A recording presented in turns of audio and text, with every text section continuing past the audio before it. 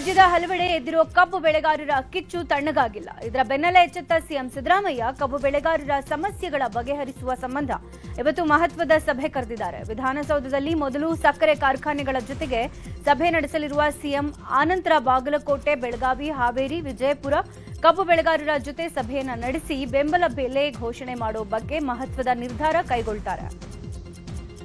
ಇನ್ನು ಸಭೆಗೆ ಬಾರದ ರೈತರ ಜೊತೆ ವಿಡಿಯೋ ಸಂವಾದದ ಮೂಲಕ ಮಾತುಕತೆಗೆ ಸಿಎಂ ಸಿದ್ದರಾಮಯ್ಯ ಮುಂದಾಗಿದ್ದಾರೆ. ಜಿಲ್ಲಾಧಿಕಾರಿಗಳ ಜೊತೆಗಿನ ವಿಡಿಯೋ ಸಂವಾದದಲ್ಲಿ ರೈತರು ಇರುವಂತೆ ಸೂಚನೆಯನ್ನ ನೀಡಲಾಗಿದೆ. ಇವತ್ತು ಮಧ್ಯಾಹ್ನ 1 ಗಂಟೆಗೆ ವಿಡಿಯೋ ಸಂವಾದದ ಮೂಲಕ ಸಭೆ ನಡೆಯಲಿದ್ದು, ವಿಧಾನಸೌಧಕ್ಕೆ ಬರೋದಿಲ್ಲ ಅಂದಿರುವ ರೈತರಿಗೆ ಆಯಾ ಜಿಲ್ಲೆಗಳಿಂದಲೇ ವರ್ಚುವಲ್ ಆಗಿ ಭಾಗವಹಿಸುವ ರೀತಿಯಲ್ಲಿ ನೋಡಿಕೊಳ್ಳುವಂತೆ ಡಿಸಿಗಳಿಗೆ ಸಿಎಂ ಆದೇಶ ನೀಡಿದ್ದಾರೆ. ರಾಜ್ಯದಲ್ಲಿ ಕಬ್ಬು ಬೆಳೆಗಾರರ ಹೋರಾಟ ತೀವ್ರಗೊಂಡ ಬೆನ್ನಲ್ಲೇ ಕೇಂದ್ರ ಸರ್ಕಾರದ ಕಡೆ ಸಿಎಂ ಸಿದ್ದರಾಮಯ್ಯ ಬೊಟ್ಟು ಮಾಡಿದ್ದಾರೆ. ಬೆಂಬಲ ಬೆಲೆ ಸಂಬಂಧ ಚರ್ಚೆ ನಡೆಸುವ ಸಲುವಾಗಿ ಭೇಟಿಗೆ ಅವಕಾಶ ನೀಡುವಂತೆ ಪ್ರಧಾನಿ ನರೇಂದ್ರ ಮೋದಿಗೆ ಸಿಎಂ ಪತ್ರ ಬರೆದಿದ್ದಾರೆ. ಉತ್ತರ ಕರ್ನಾಟಕದ ಬೆಳಗಾವಿ, ಬಾಗಲಕೋಟೆ, ವಿಜಯಪುರ, ವಿಜಯನಗರ, ಬೀದರ್, ಬಾಗಲಕೋಟೆ, ಗದಗ, ಹುಬ್ಬಳ್ಳಿ, ಧಾರವಾಡ ಮತ್ತು ಹಾವೇರಿ ಜಿಲ್ಲೆಗಳಲ್ಲಿ ಕಬ್ಬು ಬೆಳೆಗಾರರು ಎದುರಿಸ್ತಾ ಇರುವಂತಹ ಸಮಸ್ಯೆಗಳ ಬಗ್ಗೆ ತುರ್ತಾಗಿ ಚರ್ಚೆ ಮಾಡಬೇಕು, ಇದಕ್ಕಾಗಿ ತಾವು ಅವಕಾಶ ನೀಡಬೇಕು ಅಂತ ಮನವಿ ಮಾಡಿದ್ದಾರೆ. ಇನ್ನು ಇಂದಿನ ಕಬ್ಬು ಬೆಳೆಗಾರರ ಜೊತೆಗಿನ ಸಭೆಗೆ ರಾಜ್ಯದಿಂದ ಕೇಂದ್ರದಲ್ಲಿ ಮಂತ್ರಿಯಾಗಿರೋರನ್ನ ಸಭೆಗೆ ಆಹ್ವಾನ ಕೊಟ್ಟು ರಾಜಕೀಯ ದಾಳ ಉರುಳಿಸಿದ್ದಾರೆ. ಕೇಂದ್ರ ಸಚಿವ ಪ್ರಹ್ಲಾದ್ ಜೋಶಿ, ಎಚ್ಡಿ ಕುಮಾರಸ್ವಾಮಿ, ವಿ ಸೋಮಣ್ಣ, ಶೋಭಾ ಕರಂದ್ಲಾಜೆ, ನಿರ್ಮಲಾ ಸೀತಾರಾಮನ್ ಹಾಗೂ ರಾಜ್ಯಸಭೆ ಸದಸ್ಯ ಎಚ್ಡಿ ದೇವೇಗೌಡ, ರಾಜ್ಯಸಭೆ ವಿರೋಧ ಪಕ್ಷದ ನಾಯಕ ಮಲ್ಲಿಕಾರ್ಜುನ್ ಖರ್ಗೆ ಅವರನ್ನು ಕೂಡ ಸಭೆಗೆ ಆಹ್ವಾನಿಸೋದ್ರ ಮೂಲಕ ಕಬ್ಬು ಬೆಳೆಗಾರರ ಸಮಸ್ಯೆ ಬಗೆಹರಿಸುವ ಚರ್ಚೆ ನಡೆಸಲಿದ್ದಾರೆ. ಕಬ್ಬು ಬೆಳೆಗಾರರ ಹೋರಾಟದ ಕಿಚ್ಚಿಗೆ ಕೊನೆಗೂ ಸಕ್ಕರೆ ಸಚಿವ ಶಿವಾನಂದ ಪಾಟೀಲ್ ಎಚ್ಚೆತ್ತುಕೊಂಡಿದ್ದಾರೆ. ಮೂಡಲಗಿ ತಾಲೂಕಿನ ಗುರ್ಲಾಪುರಕ್ಕೆ ಬಂದು ರೈತರ ಸಮಸ್ಯೆಯನ್ನ ಆಲಿಸಿದ್ದಾರೆ. ಸಚಿವರು ಬರ್ತಿದ್ದ ಹಾಗೆ ಧಿಕ್ಕಾರ ಕೂಗಿ ರೈತರು ಆಕ್ರೋಶವನ್ನ ವ್ಯಕ್ತಪಡಿಸಿದ್ರು. ರಾಜಕೀಯ ಬೇಕಾದ್ರೆ ಬಿಡ್ತೀನಿ, ರೈತರ ವಿಚಾರದಲ್ಲಿ ರಾಜಕೀಯ ಮಾಡೋದಿಲ್ಲ. ಜಿಲ್ಲಾಧಿಕಾರಿ, ಕಾರ್ಖಾನೆ ಮಾಲೀಕರ ಜೊತೆಗೂ ಚರ್ಚೆ ಮಾಡಿದ್ದೇನೆ. 2 ದಿನಗಳ ಗಡುವು ಕೊಡಿ ಅಂತ ಸಚಿವರು ರೈತರನ್ನ ಕೇಳಿದ್ರು. ಇನ್ನು ಇವತ್ತು ನಡೆಯುವ ರಾಷ್ಟ್ರೀಯ ಹೆದ್ದಾರಿ ಬಂದ್ ವಾಪಸ್ ಪಡೆದಿದ್ದಾರೆ ರೈತರು. ಇನ್ನು ಬೆಳಗಾವಿಯ ಗುರ್ಲಾಪುರಕ್ಕೆ ಆಗಮಿಸಿದ ಸಚಿವ ಶಿವಾನಂದ ಪಾಟೀಲ್ ಕಾರಿನ ಮೇಲೆ ರೈತನೋರ್ವ ಬಾಟಲಿ ಎಸೆದಿದ್ದಾನೆ. ಪ್ರತಿಭಟನಾ ಸ್ಥಳಕ್ಕೆ ಬಂದು 2 ದಿನಗಳ ಗಡುವು ತೆಗೆದುಕೊಂಡು ಹೊರಟಿದ್ದ ಸಚಿವ ಶಿವಾನಂದ ಪಾಟೀಲ್ ಕಾರಿನ ಮೇಲೆ ಬಾಟಲ್ ಎಸೆದು ಆಕ್ರೋಶ ವ್ಯಕ್ತಪಡಿಸಿದ್ದಾನೆ.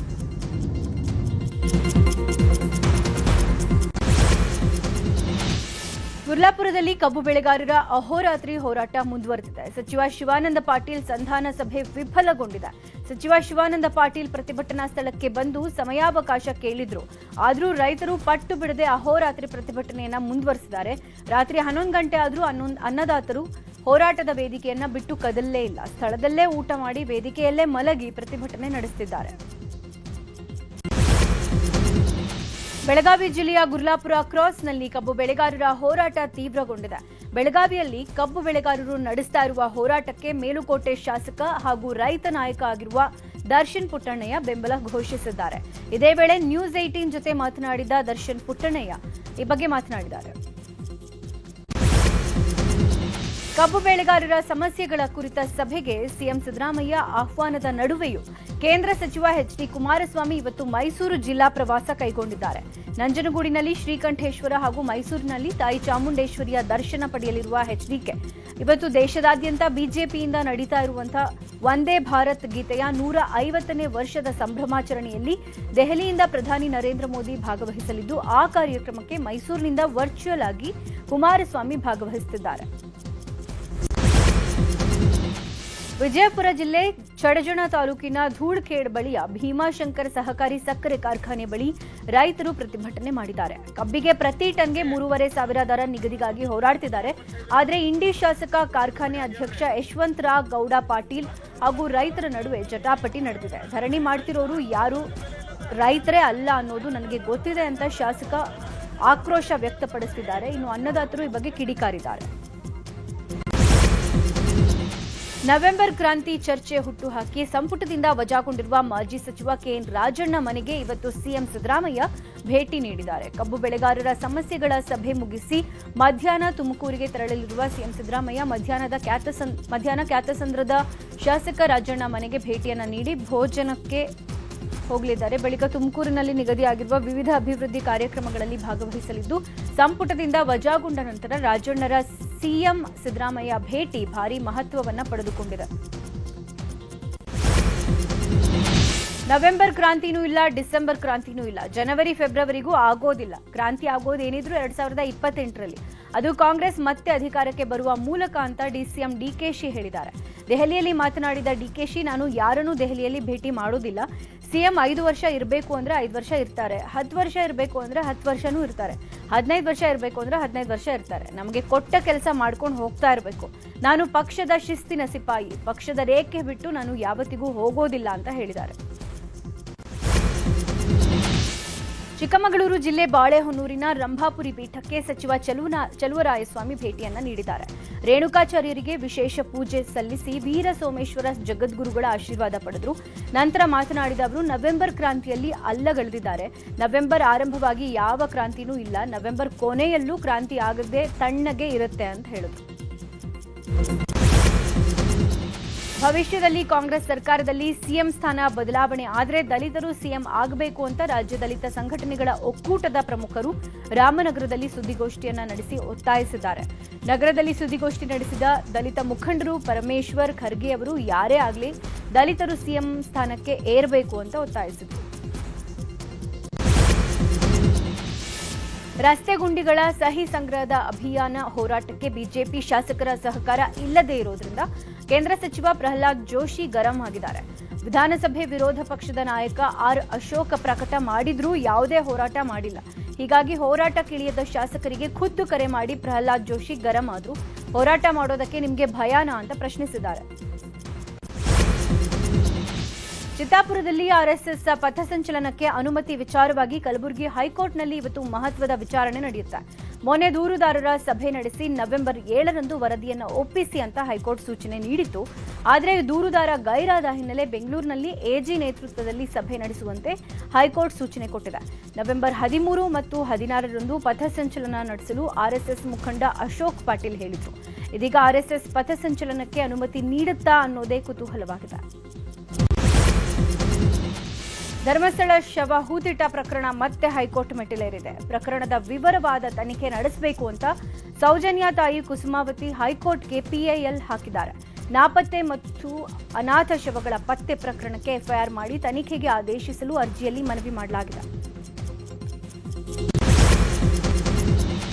ಸಿಲಿಕಾನ್ ಸಿಟಿಯಲ್ಲಿ ದಿನೇ ದಿನೇ ಅಪಘಾತಗಳ ಸಂಖ್ಯೆ ಹೆಚ್ಚಾಗ್ತಾನೆ ಇದೆ. ಸಣ್ಣ ಪುಟ್ಟ ಗಾಯಗಳಾದರೂ ಪೊಲೀಸರ ಠಾಣೆಗೆ ಸವಾರರು ಹೋಗ್ತಿದ್ದಾರೆ. ಇನ್ಶೂರೆನ್ಸ್ ಕ್ಲೇಮ್ಗಾಗಿ ದಿನಗಟ್ಟಲೆ ಸವಾರರು ಕಾಯ್ತಾ ಇದ್ದು ಈ ವೇಳೆ ಲಂಚದ ಬೇಡಿಕೆ ಪ್ರಕರಣಗಳು ಕೂಡ ಹೆಚ್ಚಾಗಿವೆ. ಹೀಗಾಗಿ ಸಂಚಾರಿ ಪೊಲೀಸರು ಹೊಸ ಪ್ರಯೋಗಕ್ಕೆ ಮುಂದಾಗಿದ್ದಾರೆ.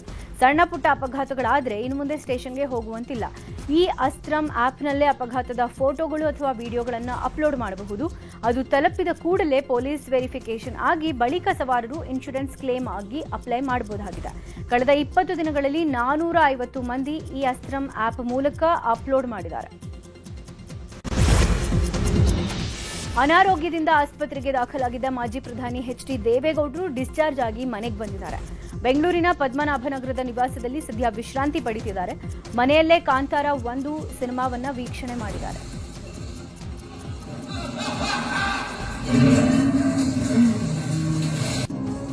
ಬೆಳಕಲ್ಲಿ ಎಲ್ಲವನ್ನು ಕಣ್ತುಂಬಿಕೊಂಡ ಈಶ್ವರನ ಹೂದೋಟ. ಆದರೆ ಅದು ಬರೀ ಬೆಳಕಲ್ಲ. ಕೋಲಾರ ಜಿಲ್ಲೆಯ ಶ್ರೀನಿವಾಸಪುರ ತಾಲೂಕಿನ ಶ್ರೀಗಹಳ್ಳಿ ಗ್ರಾಮದಲ್ಲಿ ಕುಡಿಯುವ ನೀರಿರದೆ ಗ್ರಾಮಸ್ಥರು ಪರದಾಡ್ತಿದ್ದಾರೆ. ಈ ಬಗ್ಗೆ ನ್ಯೂಸ್ 18 ವರದಿ ಬಿತ್ತರಿಸಿದ ಬೆನ್ನಲ್ಲೇ ಅಧಿಕಾರಿಗಳಿಗೆ ಎಚ್ಚೆತ್ತುಕೊಂಡಿದ್ದಾರೆ. ಶ್ರೀಗಹಳ್ಳಿ ಗ್ರಾಮಕ್ಕೆ ಟ್ಯಾಂಕರ್ ಮೂಲಕ ನೀರನ್ನು ಸರಬರಾಜು ಮಾಡಲು ಆರಂಭಿಸಿದ್ದಾರೆ. ಇತ್ತೀಚೆಗೆ ಸುರಿದ ಮಳೆಯಿಂದಾಗಿ ಬೋರ್ವೆಲ್ಗಳಲ್ಲಿ ಮಣ್ಣು ಮಿಶ್ರಿತ ನೀರು ಬರ್ತಾ ಇದ್ದು ಕುಡಿಯುವ ನೀರಿಗಾಗಿ ಕಿಲೋಮೀಟರ್ ಗಟ್ಟಲೆ ಗ್ರಾಮಸ್ಥರು ಓಡಾಡುವ ಪರಿಸ್ಥಿತಿ ಎದುರಾಗಿತ್ತು. ಇದೀಗ ಅತಿ ಶೀಘ್ರದಲ್ಲೇ ಬೋರ್ವೆಲ್ ರಿಪೇರಿ ಮಾಡಿಸುವುದಾಗಿಯೂ ಕೂಡ ಭರವಸೆಯನ್ನ ಕೊಟ್ಟಿದ್ದಾರೆ.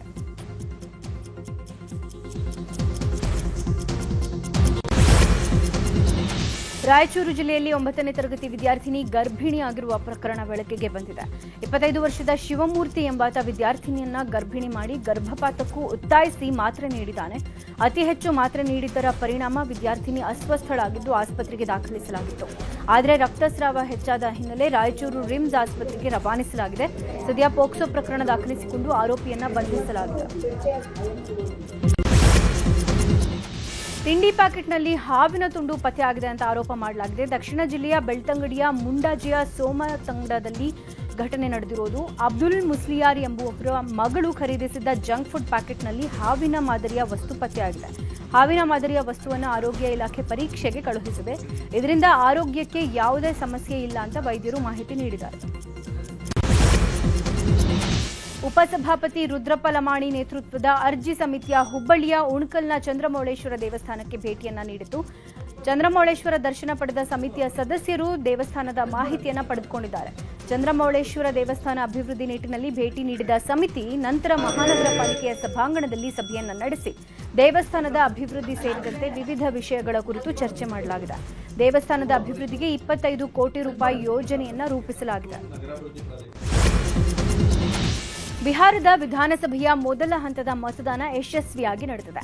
18 ಜಿಲ್ಲೆಗಳ 171 ಕ್ಷೇತ್ರಗಳಲ್ಲಿ 64.66% ಮತದಾನ ಆಗಿದೆ. 1314 ಅಭ್ಯರ್ಥಿಗಳ ಭವಿಷ್ಯ ಇವಿಎಂನಲ್ಲಿ ಭದ್ರವಾಗಿದೆ. ಆರ್ಜೆಡಿ ಅಧ್ಯಕ್ಷ ತೇಜಸ್ವಿ ಯಾದವ್, ಬಿಹಾರ ಸಿಎಂ ನಿತೀಶ್ ಕುಮಾರ್, ಜೆಡಿಯು ನಾಯಕರಾದ ಶ್ರವಣ್ ಕುಮಾರ್, ವಿಜಯ್ ಕುಮಾರ್ ಚೌಧರಿ, ತೇಜಪ್ರತಾಪ್ ಯಾದವ್ ಸೇರಿದಂತೆ ಹಲವು ನಾಯಕರು ಮತದಾನವನ್ನು ಮಾಡಿದ್ದಾರೆ. ಇದೇ 11ಕ್ಕೆ ಬಾಕಿ ಇರುವ 122 ಕ್ಷೇತ್ರಗಳಿಗೆ 2ನೇ ಹಂತದ ಮತದಾನ ನಡೆಯುತ್ತೆ. ಇದೇ 14ಕ್ಕೆ ಫಲಿತಾಂಶ ಹೊರಬೀಳುತ್ತೆ.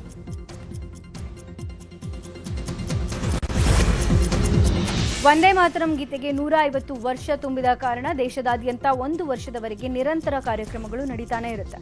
ಈ ಕಾರ್ಯಕ್ರಮಗಳಿಗೆ ಇವತ್ತು ಪ್ರಧಾನಿ ಮೋದಿ ಚಾಲನೆಯನ್ನ ನೀಡಲಿದ್ದಾರೆ. ನವದೆಹಲಿಯ ಇಂದಿರಾ ಒಳಾಂಗಣ ಕ್ರೀಡಾಂಗಣದಲ್ಲಿ ಕಾರ್ಯಕ್ರಮಗಳು ನಡೆಯಲಿವೆ. ಯುದ್ಧದ ಸಮಯದಲ್ಲಿ ಭಾರತ ಮತ್ತು ಪಾಕಿಸ್ತಾನದ ನಡುವೆ ಶಾಂತಿ ಸ್ಥಾಪನೆಗೆ ಮಧ್ಯವರ್ತಿಯಾಗಿ ಕೆಲಸ ಮಾಡಿರುವುದಾಗಿ ಮತ್ತೊಮ್ಮೆ ಅಮೆರಿಕ ಅಧ್ಯಕ್ಷ ಟ್ರಂಪ್ ಪುನರುಚ್ಚಾರ ಮಾಡಿದ್ದಾರೆ. ಅಲ್ಲದೆ ಭಾರತ ಪಾಕ್ ಯುದ್ಧದಲ್ಲಿ 8 ಜೆಟ್ ವಿಮಾನಗಳು ನಾಶವಾಗಿವೆ ಎಂದಿದ್ದಾರೆ. ಅಮೆರಿಕ ಮಧ್ಯಸ್ಥಿಕೆ ವಹಿಸಿಕೊಳ್ಳದೇ ಇದ್ದಿದ್ರೆ ಭಾರತ ಪಾಕಿಸ್ತಾನ ಸಂಘರ್ಷವನ್ನ ತೀವ್ರಗೊಳಿಸ್ತಾ ಇದ್ವು. ನಾವು 2 ರಾಷ್ಟ್ರಗಳಿಗೆ ವ್ಯಾಪಾರ ಬೆದರಿಕೆ ಹಾಕಿ ಸಂಘರ್ಷವನ್ನ ತಪ್ಪಿಸಿದ್ವಿ. ಮಿಲಿಟರಿ ಹೋರಾಟದಲ್ಲಿ 8 ಯುದ್ಧ ವಿಮಾನಗಳನ್ನು ಕಳೆದುಕೊಳ್ಳುವುದು ಅಂದ್ರೆ ಸಾಮಾನ್ಯದ ಸಂಗತಿ ಅಲ್ಲ ಅಂತ ಹೇಳಿದ್ರು. ಟೈಫೂನ್ ಕಲ್ಮೇಗಿ ಎಂಬ ಹೆಸರಿನ ಚಂಡಮಾರುತಕ್ಕೆ ಫಿಲಿಪೈನ್ಸ್ ದೇಶ ತತ್ತರಿಸಿ ಹೋಗಿದೆ. 200 ಕಿಲೋಮೀಟರ್ ವೇಗದಲ್ಲಿ ಅಪ್ಪಳಿಸ್ತಾ ಇರುವ ಚಂಡಮಾರುತಕ್ಕೆ 241 ಮಂದಿ ಬಲಿಯಾಗಿದ್ದಾರೆ. 100 ಮಂದಿ ಕಾಣೆಯಾಗಿದ್ದಾರೆ. ಈ ಜನರಲ್ಲಿ ಹೆಚ್ಚಿನವರು ಸೆಬುವಿನ ಮಧ್ಯ ಪ್ರಾಂತ್ಯದ ನಿವಾಸಿಗಳಾಗಿದ್ದಾರೆ. ಹಠಾತ್ ಪ್ರವಾಹದಿಂದ 100 ಊರುಗಳು ಮಳೆಗೆ ಆಗಿದೆ.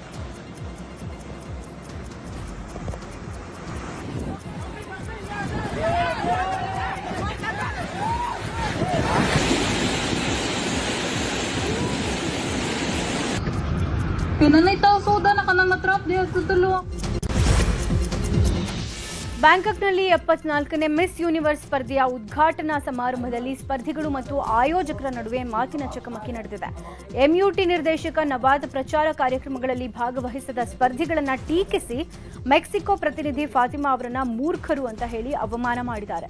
ಇದರಿಂದ ಕೆರಳಿದ ಸ್ಪರ್ಧಿಗಳು ಮತ್ತು ಹಾಲಿ ಮಿಸ್ ಯೂನಿವರ್ಸ್ ಸಮಾರಂಭದಿಂದ ಹೊರ ನಡೆದಿದ್ದಾರೆ. ಭಾರತ ಹಾಗೂ ಆಸ್ಟ್ರೇಲಿಯಾ ನಡುವೆ ನಡೆದ 4ನೇ ಟಿ20 ಪಂದ್ಯವನ್ನ ಟೀಂ ಇಂಡಿಯಾ 48 ರನ್ ಗಳಿಂದ ಗೆದ್ದುಕೊಂಡಿದೆ. ಈ ಮೂಲಕ 5 ಪಂದ್ಯಗಳ ಟಿ20 ಸರಣಿಯಲ್ಲಿ ಭಾರತ 2-1 ಅಂತರದಿಂದ ಮುನ್ನಡೆ ಪಡೆದುಕೊಂಡಿದೆ. ಹೆರಿಟೇಜ್ ಬ್ಯಾಂಕ್ ಕ್ರೀಡಾಂಗಣದಲ್ಲಿ ನಡೆದ ಟಿ20 ಪಂದ್ಯದಲ್ಲಿ ಟಾಸ್ ಸೋತು ಮೊದಲು ಬ್ಯಾಟಿಂಗ್ ಮಾಡಿದ್ದ ಟೀಂ ಇಂಡಿಯಾ 167 ರನ್ ಕಲೆ ಹಾಕಿತ್ತು. ಈ ಗುರಿ ಬೆನ್ನಟ್ಟಿದ್ದ ಆಸ್ಟ್ರೇಲಿಯಾ 119 ರನ್ಗಳಿಗೆ ಆಲ್ಔಟ್ ಆಗಿ 48 ರನ್ಗಳ ಸೋಲನ್ನು ಅನುಭವಿಸಿದೆ. ಟಾಲಿವುಡ್ನ ಕ್ಯೂಟ್ ಕಪಲ್ ಗೀತಾ ಗೋವಿಂದಂ ಖ್ಯಾತಿಯ ವಿಜಯ್ ದೇವರಕೊಂಡ ಮತ್ತು ರಶ್ಮಿಕಾ ಮದುವೆ ಡೇಟ್ ಫಿಕ್ಸ್ ಆಗಿದೆ. ಫೆಬ್ರವರಿ 26ಕ್ಕೆ ಇವರಿಬ್ಬರು ಹಸೆಮಣೆ ಏರ್ತಾರೆ. ರಾಜಸ್ಥಾನದ ಐಷಾರಾಮಿ ಅರಮನೆಯಲ್ಲಿ ಅದ್ಧೂರಿಯಾಗಿ ವಿವಾಹ ನಡೆಯುತ್ತೆ ಅನ್ನುವ ಸುದ್ದಿಗಳು ಹರಿದಾಡ್ತಿವೆ.